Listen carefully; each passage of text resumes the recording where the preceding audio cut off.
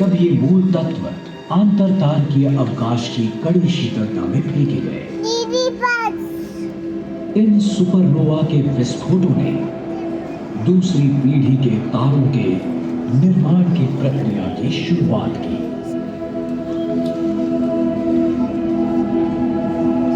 जब तक विश्व की आयु कुछ अरब वर्षों की हुई, तब तक विश्व बहुत जटिल बन चुका था। विश्व की निर्मिति के समय की प्रकाशमान ऊर्जा अब अरबों आकाश गंगाओं के विशाल समुदाय में फैल गई थी।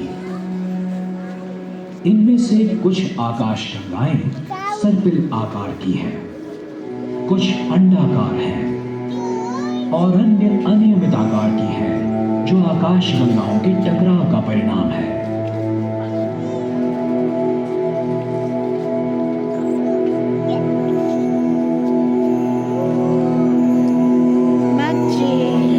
तारों की कई पीढ़ियों ने एक के बाद एक जन्म लिया।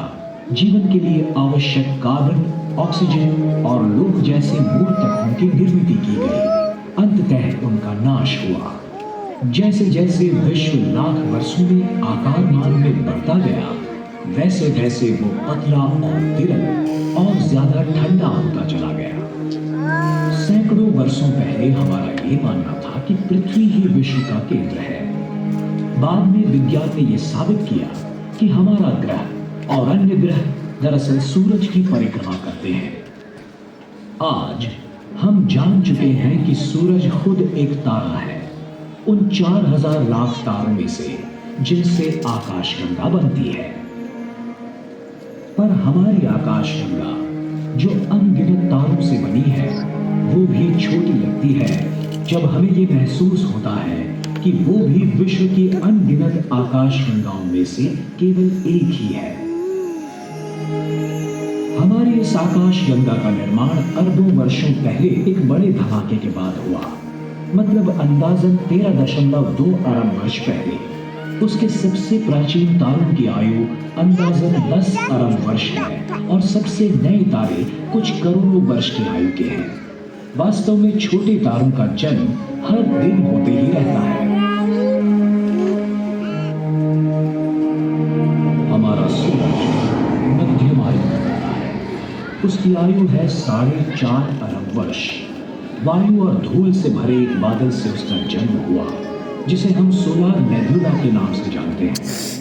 एक विस्फोटक तारे की मृत्यु हुई और उसमें से सूरज का जन्म हुआ। एक विनाश होते तारे के विस्फोट से निकली कंपन लहरों से सौर मंडल की निर्मिति की शुरुआत हुई। उस बादल से निकले वायु और धूल की अधिकांश मात्रा से सूरज की निर्मिति हुई और थोड़ी सी धूल और वायु इकट्ठी होकर सूरज के चारों ओर से छल्लों का तथा मलबे का निर्माण हुआ। इन छल्लों का बहुतांश द्रव्य इकट्ठा होकर उनमें से बुध, शुक्र, पृथ्वी, मंगल, गुरु, शनि, यूरेनस, नेपच्यून जैसे ग्रहों का निर्माण हुआ।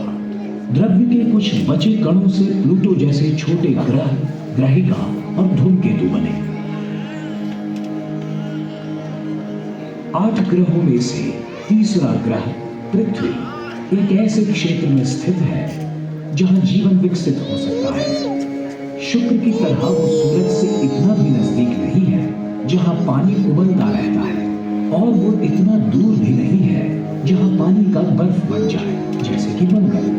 पानी जल रूप में जीवन विकास के लिए और उत्क्रांति के लिए आवश्यक है। शुरुआत में पृथ्वी काफी तप्त थी। वहां वातावरण का अभाव था। यथावकाश बाहरी सतह ठंडी होकर सख्त पपड़ी जैसी हो गई, जिसका अंतर्भाग पिघली हुई शीला से बना था। कई जगहों पर पपड़ी फाड़कर अंदरूनी द्रव्य बाहर आया और ज्वालामुखी बन गए। इनमें से तप्त लाल रंग का लावा और वायु बरसने लगी। इन वायुओं ने पृथ्वी का पहला वातावरण बनाया। एक सिद्धांत के अनुसार शुरुआत के इस वातावरण में स्थित बादलों से हजारों सालों तक अविरत बरसात हुई और महासागर बन गए। दूसरा सिद्धांत ये बताता है कि पृथ्वी पर स्थित पानी के समूह विशाल धूमकेतुओं के आघात से बने गड्ढों में बर्फ के टुकड़े पिघलने से बने। अगर आप हमारे ग्रह का जन्म आसमान से देखते तो नजारा कुछ इस तरह का होता। तकरीबन 4.5 अरब वर्षों पहले सूर्यमंडल के घनीभूत होने की प्रक्रिया शुरू हुई। 2000 करोड़ वर्षों के बाद पृथ्वी का निर्माण हुआ। 3000 लाख वर्षों बाद पृथ्वी पर वातावरण और महासागर बन गए। फिर 5000 लाख वर्ष बीत गए और नीले हरे रंग के शैवाल के रूप में जीवन के आदिम रूप प्रकट हुए। 5000 लाख वर्ष और बीत गए और जीवाणु तथा वनस्पति अस्तित्व में आए। उसके बाद करोड़ों वर्षों की कालावधि के दरमियान अधिक से अधिक जटिल जीवों का निर्माण होता रहा, पहले समुद्र में और बाद में जमीन पर।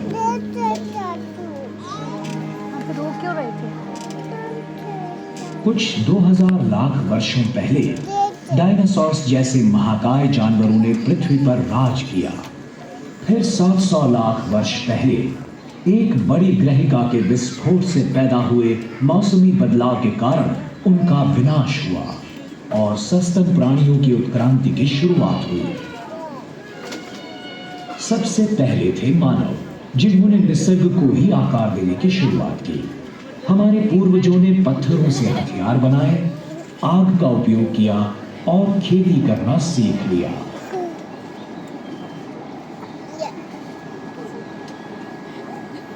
पथिकों और भटकइये लोगों से हम आदिवासी बन गए।